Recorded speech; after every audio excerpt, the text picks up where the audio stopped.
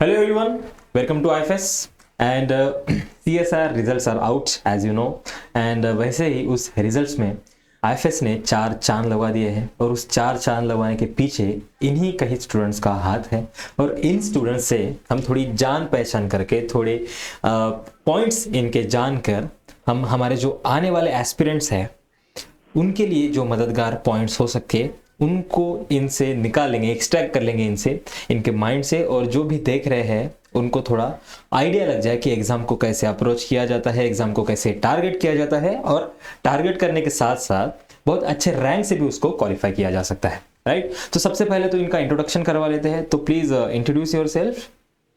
My name is Shivangi Kumari and I am from Patna, Bihar. I my call MSc in Geology Honors from Nalanda Open University and I completed my graduation in Geology Honors from Patliputra University, Patna, and I qualified CSIR NET exam with all India rank 163. Great great, congratulations. And आपने कहा आपने Nalanda university से, open university से masters किया है, तो कैसा है वहाँ का माहौल? आपको जाना पड़ता है या नहीं जाना पड़ता है? अगर ओपन एग्जाम देने के लिए जाना पड़ता था। तो आप पटना से हो, बिहार से हो, वहाँ पे या फिर यूपी की बात कर ले, पटना की बात कर ले, वहाँ पे दरोगा या फिर यूपीएससी या फिर कोई स्टेट पीएससी एग्जाम्स का बहुत क्रेज है ना, मैडली मैडली मैडली क्रेज है। बट उन सब से हट के आपने इस फील्ड को क्यों चुना जो एक रिसर्च ओरिएंटेड है या फिर एक टीचिंग ओरिएंटेड फील्ड है? इसको क्यों आपने चुना और इसके पीछे का मोटिवेशन क्या है?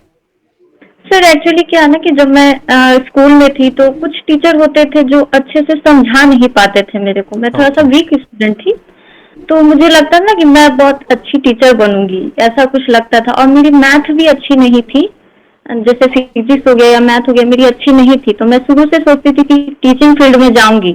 तो क्या हुआ कि 12th तो निकल गया मेरा, फिर ग्रेजुएशन में आई मैं, तो मुझे लगा कि अब तो कुछ करना पड़ेगा, मुझे मैथ आता नहीं है।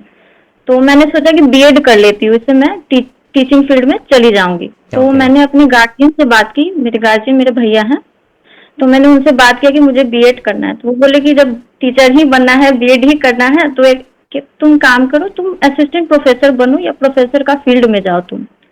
तो मैंने उस टाइम जब ग्रेजुएशन का फर्स्ट ईयर था तब मैंने जाना कि सीएसआईआर नेट एग्जाम भी होता है जो कि असिस्टेंट प्रोफेसर के लिए होता है। तो मैंने उस टाइम से मैंने प्रिपरेशन करना तैयारी करना शुरू कर दिया, ग्रेजुएशन से ही मैंने किया।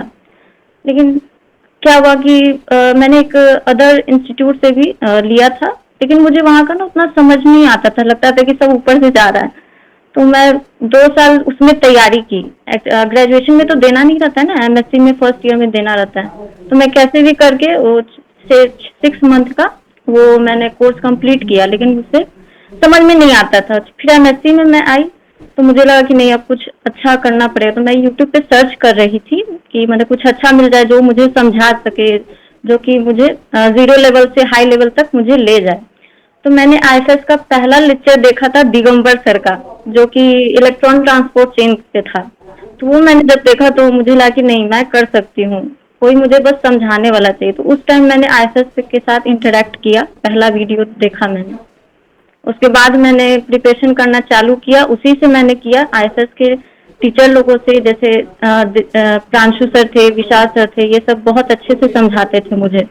और मैं जब भी डिमोरलाइज हो जाती थी तो उनका ही वीडियो देखती थी, तो वो हंसा के मुझे बहुत अच्छा फील होता था। मैंने वहां से तैयारी शुरू की। तो मैंने 2023 का जून में भी दिया था एग्जाम, तो मेरा 72 पे रह गया था। फिर मैंने सोचा कि फिर से देती हूँ, कुछ तो होगा ही। फिर मैंने यूट्यूब से ही पढ़ा, लेकिन टेस्ट सीरीज लिया था मैंने, आईएफएस का टेस्ट सीरीज दिया, तो उसमें थोड़ा थोड़ा से रह जाता था। फिर क्या हुआ, दिसंबर में भी मैंने दिया, तो दिसंबर में मेरा 82 परसेंटाइल आया 2023 वाला में। तो मुझे लगा कि चलो बढ़ रही हूँ तो फिर से ट्राई करती हूँ। फिर मैंने जून में दिया 2023 का जुलाई सेशन में, तो उसमें मेरा आया था 86 परसेंटाइल। फिर फाइनली मेरा 4th अटेम्प्ट में ऑल इंडिया रैंक आ गया 163। तो जो आपने इससे पहले अटेम्प्ट्स थे, डे बाय डे मैंने जो सुना है कि परसेंटाइल आपके बढ़ रहे हैं, तो ऐसे आपने क्या किया है? मतलब आपके जो मार्क्स ऐसे बढ़ रहे हैं, आपने जाना है कि कैसे बढ़ रहे हैं? यस सर, मैंने ये देखा कि मुझे अपना रिवीजन कंटिन्यू रखना था और टेस्ट सीरीज मैंने बहुत बनाए थे।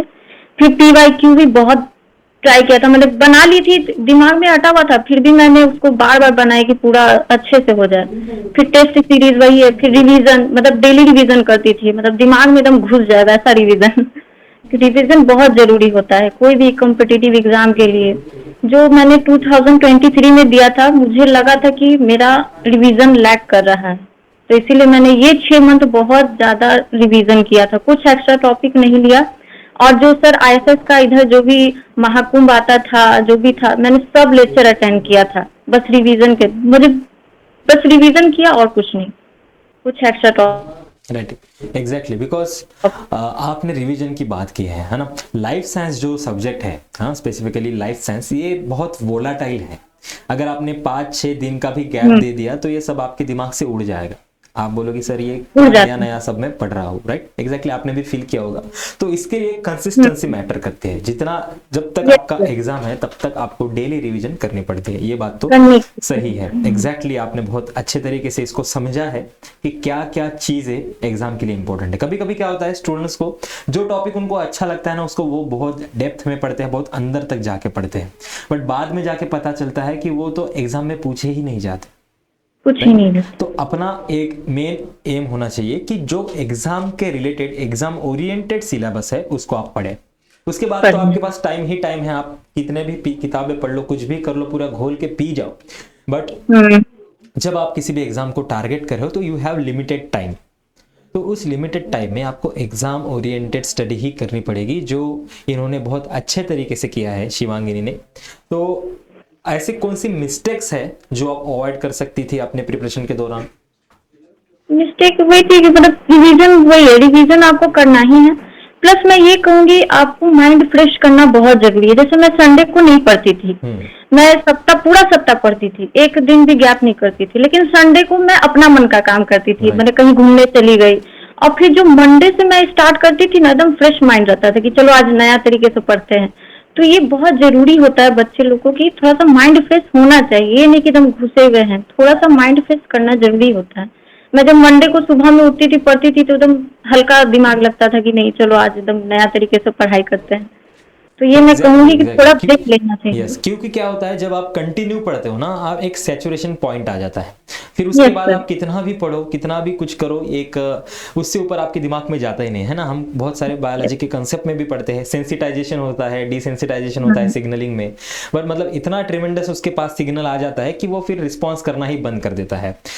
तो इसके लिए आपका गैप लेना बहुत ज़रूरी होता है, एक दिन तो भी खुद के लिए देना चाहिए। ये जो सैचुरेशन पॉइंट है ये आपको कभी भी हिट नहीं करना है, राइट, बिकॉज कंटिन्यूस आप पढ़ते रहोगे तो ये सिर्फ आपका टाइम वेस्ट होगा, इफिशिएंटली आप कुछ काम नहीं कर पाओगे। बहुत अच्छे तरीके से आपने इसको साइकोलॉजिकली भी जाना है, बहुत अप्रिशिएट करता हूँ मैं आपके एफर्ट्स को। एंड आप एक्सपेक्ट कर रहे थे इस बार ये रिजल्ट, मतलब जब आपने सेव बटन दबाया उस 3 घंटे बाद आप एक्सपेक्ट कर रहे थे कि भैया हो गया, अभी मुक्त हो गए हम? हाँ, जब स्कोर कार्ड आया तो मुझे लगा था कि मैं क्वालिफाई कर जाऊंगी, मतलब मुझे ये उम्मीद था कि मेरा बस क्वालिफाई हो जाएगा। लेकिन मैंने जब परसों रिजल्ट देखा तो मेरा रैंक आ गया, तो मुझे मतलब बहुत खुशी हुई, और ये सब बस IFS के चलते था। मैंने बहुत मेहनत किया, और ये बात भी है कि अगर आप कंसिस्टेंसी मेंटेन करते हैं, अगर आप यूट्यूब से ही पढ़ते तो आप जरूर रैंक ला सकते हैं। ऐसा नहीं है कि ऑनलाइन ही बैच चाहिए, ऐसा नहीं है। रूटीन फॉलो करते हैं, डिसिप्लिन फॉलो करते हैं, कंसिस्टेंसी मेंटेन करते हैं, तो आप यूट्यूब से भी क्वालिफाई कर सकते हैं। इनफैक्ट 163 के आप ऑल इंडिया रैंक 1 भी ला सकते हैं मेरे अकॉर्डिंग। राइट, बिकॉज इस दौर में आपको रिसोर्स की कमी नहीं है ना। जो भी लोग बोलते हैं कि मैं कहाँ से पढ़ूं, मैं कैसे पढ़ूं, so that's all are excuses, है ना, वो सब एक्सक्यूज है। आपको पढ़ना है तो आप स्क्रैच में से ऐसी चीजें पढ़ सकते हो कि आप रैंक 1 भी ले आ सकते हो। बहुत अच्छी बात आपने कही है, बिकॉज ऑल आर एक्सक्यूजेस। जो आपके पास है, बहुत लोगों के पास वो है भी नहीं, राइट। तो जो आपके पास है उनमें से आप कुछ पढ़ने की कोशिश करो। ये आपने बहुत पॉजिटिवली लिया है इस एग्जाम को। एंड क्या आगे प्लान है आपके, क्या करना चाहते हो आगे? सर मुझे तो PhD में एडमिशन लेना है, यही है। और आगे अगर पीएचडी कंप्लीट हो जाती है तो मैं असिस्टेंट प्रोफेसर बनूंगी, जो मेरा स्कूल टाइम से एम था। तो यही है मेरा सो ऐसी कुछ बातें हैं जो आप बताना चाहते हो हमारे एस्पिरेंट्स को, हमारे व्यूवर को, जो आपको देख के थोड़ा मोटिवेटेड फील करे कि यार हम भी कर सकते हैं? देखिए, मैं तो पहले ये बोलूंगी कि जब आपका पहला अटेम्प्ट में रिजल्ट नहीं आया तो आपको डिमोरलाइज नहीं होना है। आपको ये देखना है कि मैंने कहाँ गलती की है, कहाँ मेरा लैक हुआ है, रिवीजन में लैक हुआ या टेस्ट सीरीज नहीं दिया है, क्योंकि टेस्ट सीरीज भी बहुत जरूरी है। उससे आप कहाँ पे स्टैंड करते हो आपको ये पता लगता है। जैसे मैंने जब टेस्ट सीरीज दिया था तो मेरे 113 आते थे, कभी 140 आता था, ऐसे भी आता था। तो मुझे लगता था कि नहीं, इस बार हो जाएगा। तो पहला यही है कि आपको टेस्ट सीरीज देना है बहुत, उससे आपका स्टैंड पता चलेगा कि आप कहाँ खड़े होते हो। ठीक है, ये हो गया। और एक वही रूटीन आपको फॉलो करना चाहिए, डेली पढ़ना चाहिए। ऐसा कुछ कभी ये नहीं, गैप नहीं करना चाहिए। बस एक दिन गैप करो, अपना मन का काम करो, बस वही। Nice, very nice. I hope कि आपको देख के जो भी लोग हैं वो बहुत इंस्पायर हो चुके होंगे and you are very clear in your vision कि आपको क्या करना है क्या नहीं करना है। ये बहुत अच्छी बात होती है, क्योंकि कभी कभी की स्टेज के ऊपर आकर भी बहुत लोगों को ये नहीं पता होता है कि वो उसको जाना कहाँ है ना, they just go with the flow.